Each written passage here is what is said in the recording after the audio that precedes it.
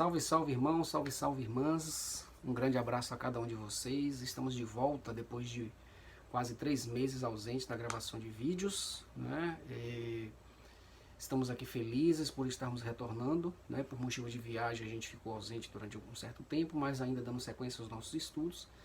E agora retomamos a divulgação, né, dos nossos materiais. Então gostaria de imensamente agradecer a você por estar conosco, né, nos acompanhando, e que tenhamos uma boa gravação, que tenhamos uma boa explanação e que você possa estar gostando, né?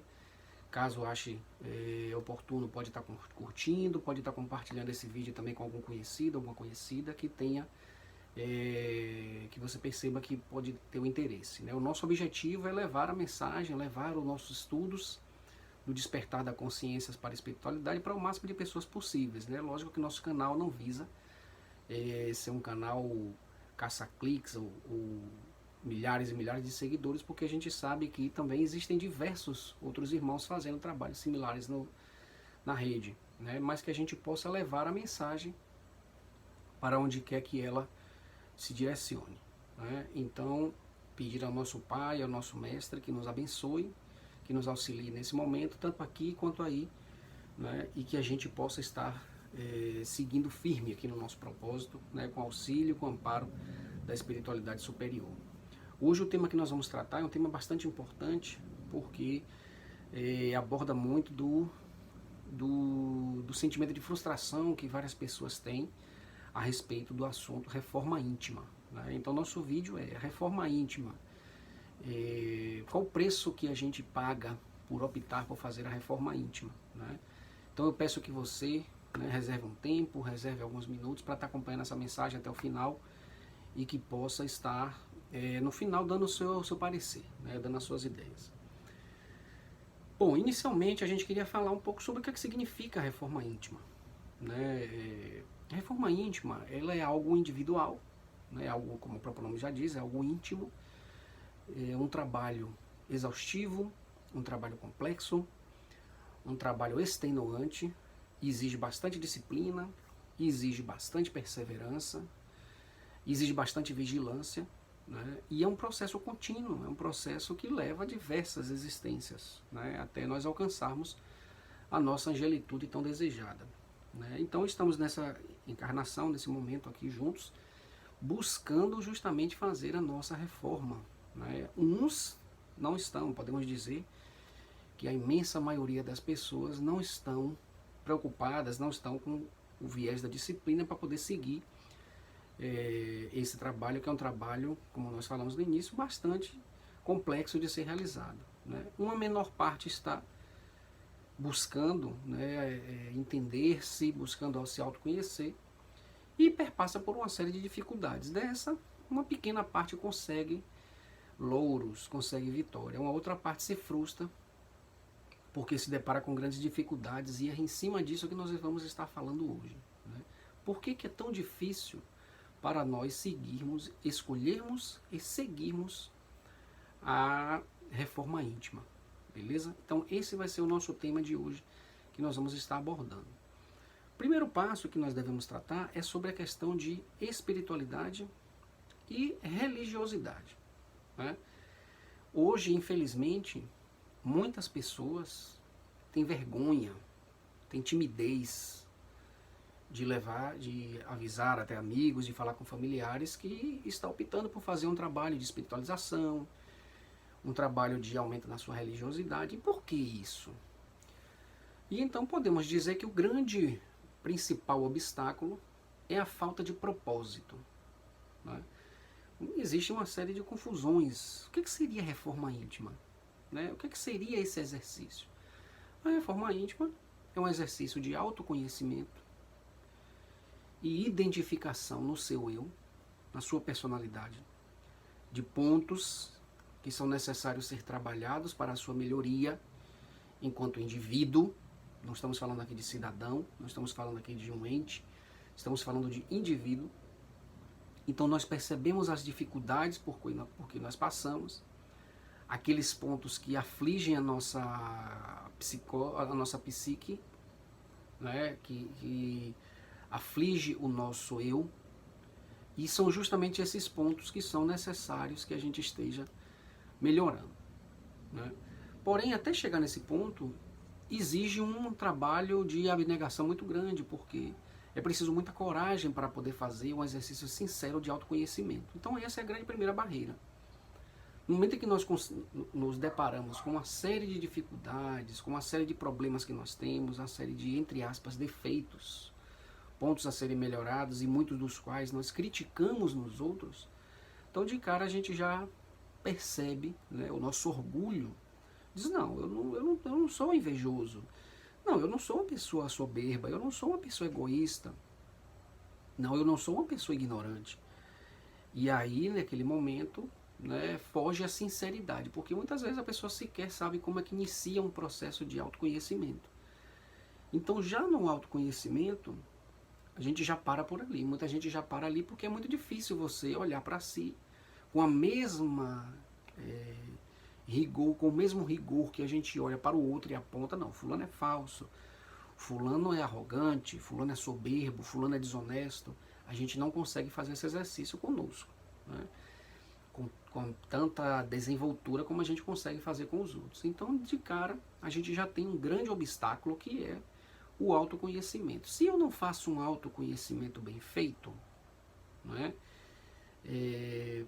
eu de cara já tenho um problema que é justamente identificar quais são os meus pontos a serem trabalhados nesse processo de reforma íntima. Aí já começa um desdobramento que é a segunda causa, que é justamente a falta de convicção.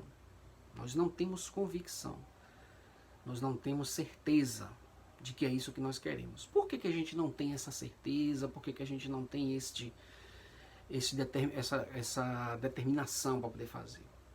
Por causa de tudo que a gente vai precisar abrir mão, por causa de todos os exercícios difíceis que nós vamos precisar abrir mão.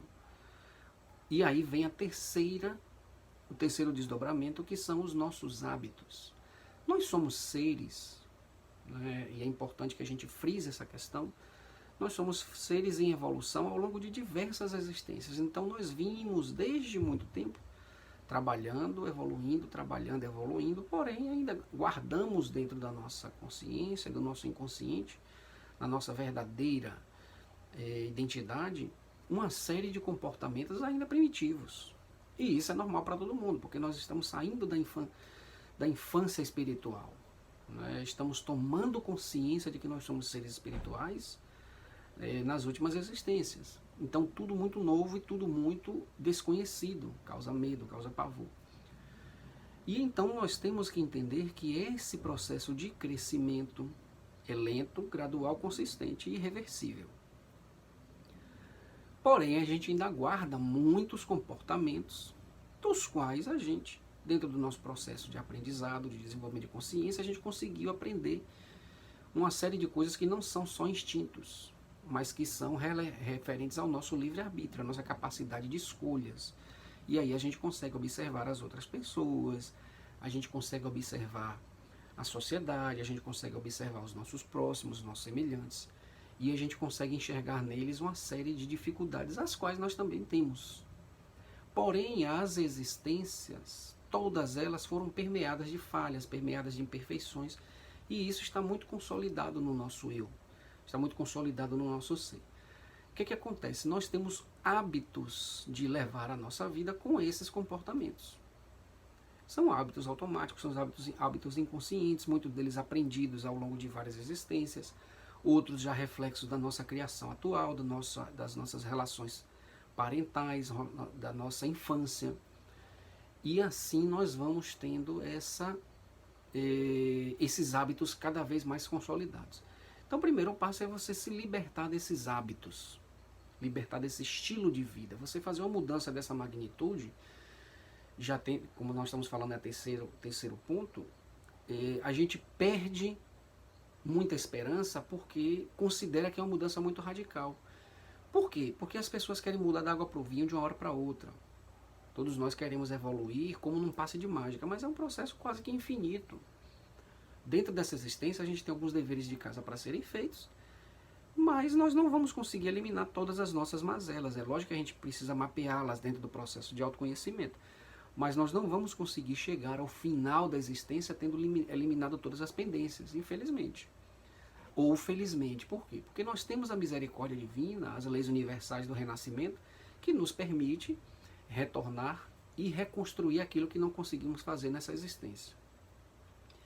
E aí vem um peso, que eu diria que é um dos mais importantes, quando a gente falou de família, quando a gente falou de amigos.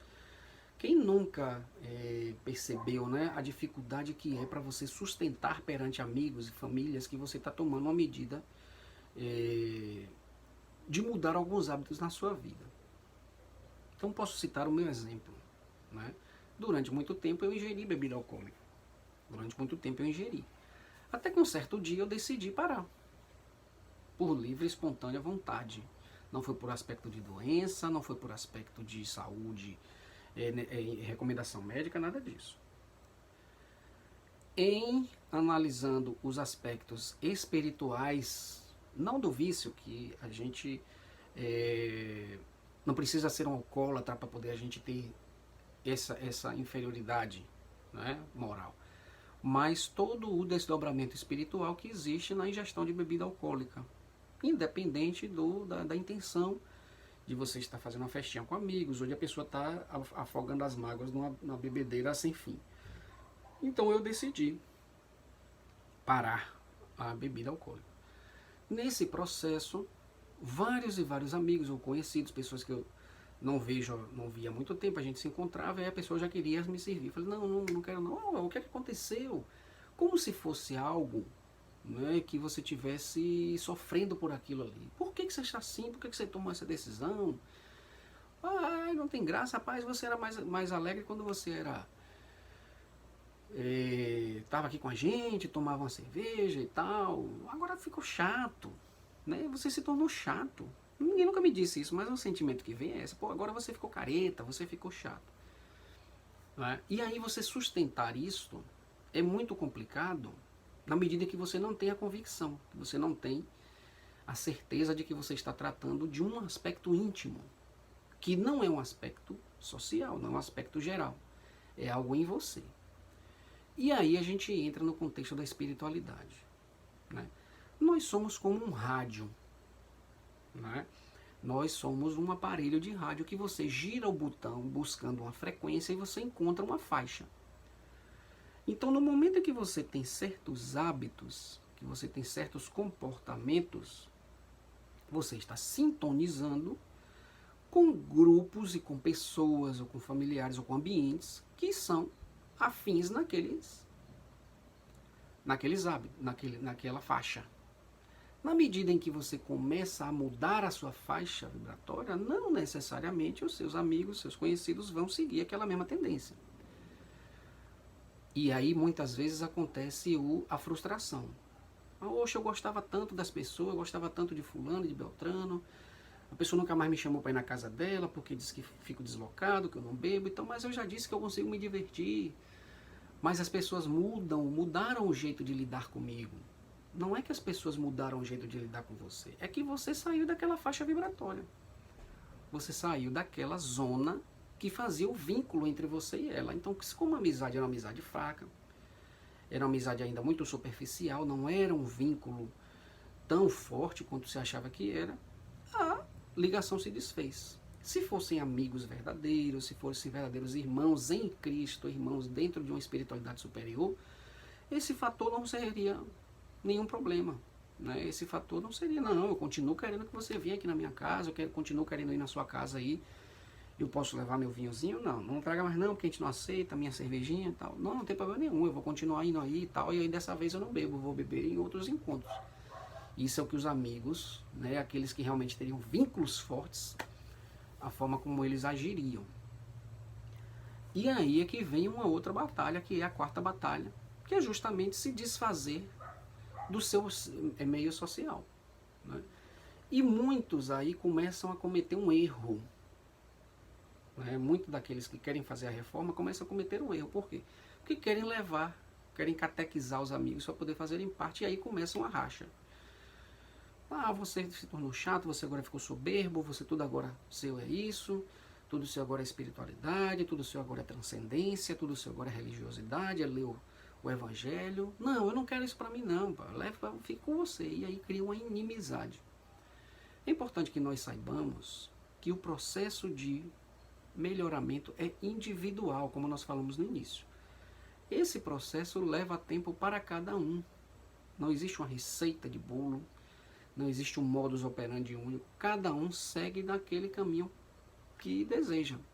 Então nós não podemos achar que nós devemos mudar o jeito de as pessoas serem em função dessa nossa mudança. A gente não precisa, lógico que se a pessoa se der abertura, ela está exercendo o livre-arbítrio de querer. Poxa, eu queria conhecer, eu também tenho vontade de mudar e tal. Olha, se você quiser eu posso te ajudar. É diferente de você querer impor, de você querer que aquela pessoa mude, ou então você começa a criticar o estilo de vida daquela pessoa, ou daquele grupo, ou então de repente até de um familiar. Você vai participar de um almoço em família, todo mundo está acostumado a você chegar lá com uma caixinha de cerveja, e daqui a pouco você chega com uma caixinha de chá, de água mineral e tal. A pessoa diz, oh, eu já estava esperando, nem trouxe, você ia trazer e tal, ah, ficou chato. Né? E aí você diz, não, pô, eu só mudei o meu, mas cada um de vocês pode continuar. Não, mas sem você não tem graça. Você bêbado tinha que estar, porque você é bêbado, você alegra todo mundo. Então. Ela diz, não, mas eu não faço mais isso, é por uma opção própria, eu não quero mais fazer isso. E aí gera tudo, às vezes alguns comentários depreciativos, e aí a pessoa entra num processo de contrariedade que acaba quebrando o clima, quebrando um vínculo, né, entre os parentes e os amigos. Né? E aí vem todo esse... E muitos de nós não temos isso em conta. Nós sabemos que esse vai ser um sacrifício que vai ser feito. Porém, lá adiante, você encontrará, naturalmente, pessoas que estarão na mesma sintonia que você. Então, esse processo é um processo que vai acontecer sim. Esse processo é um processo difícil, é um processo que nos leva a um sentimento de solidão, um processo de afastamento de pessoas que você gostava. Mas você deve continuar gostando dessas pessoas, deve continuar tendo uma relação de respeito, procurá-las, né? Ou então, não teve mais abertura, beleza, mas eu não vou desgostar da pessoa e nem vou emanar para ela más vibrações por causa disso.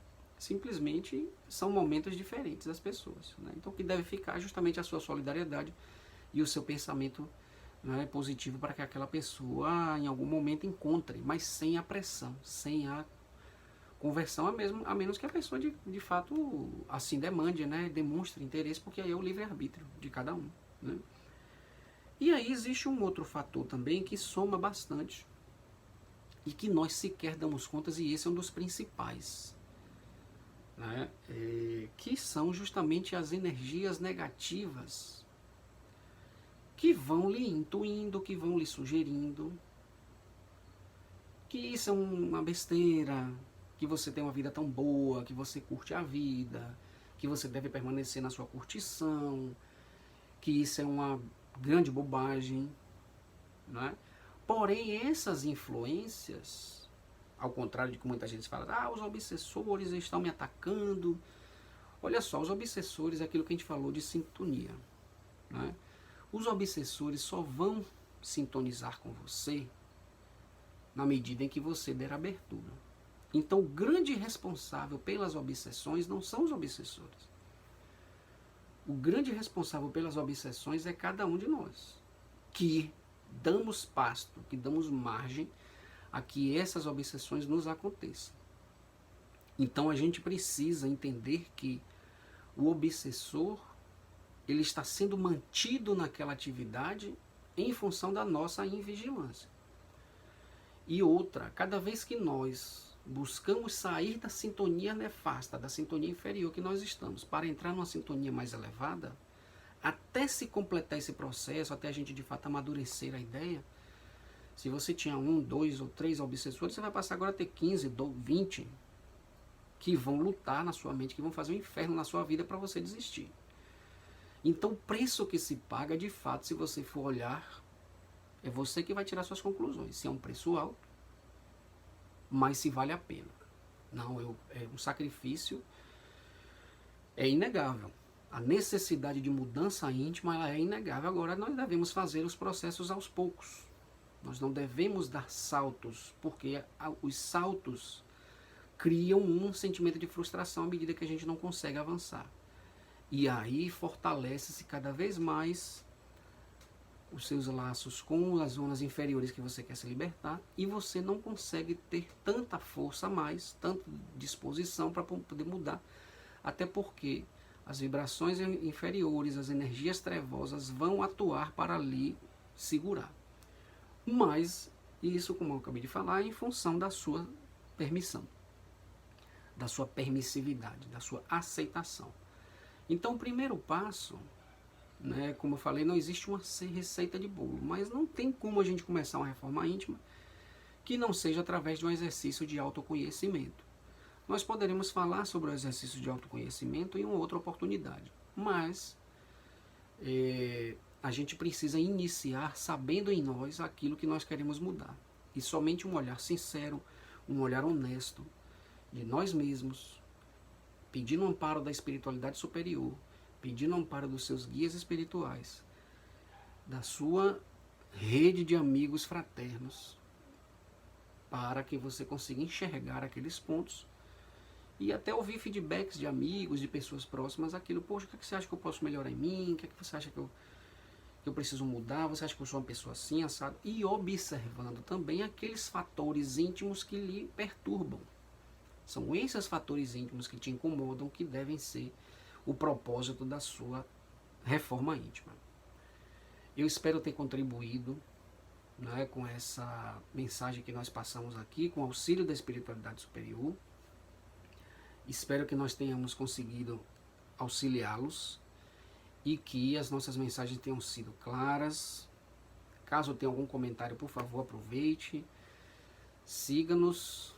Né? Se você gostou do vídeo, curta o vídeo, compartilhe com seus colegas, com seus conhecidos, para que a gente amplie a nossa rede de alcance e assim a gente possa estar abraçando cada vez mais irmãos e irmãs nesse trabalho de melhoria do nosso, fazer o nosso despertar da nossa consciência da espiritualidade.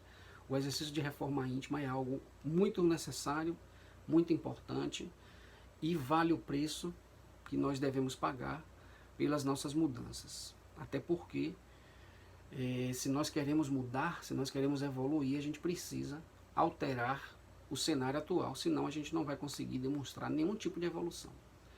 Então fiquem todos com Deus, um grande beijo no coração, que a espiritualidade superior esteja no seu lar, esteja no seu coração, e nos vemos na próxima oportunidade. Um grande beijo e até a próxima.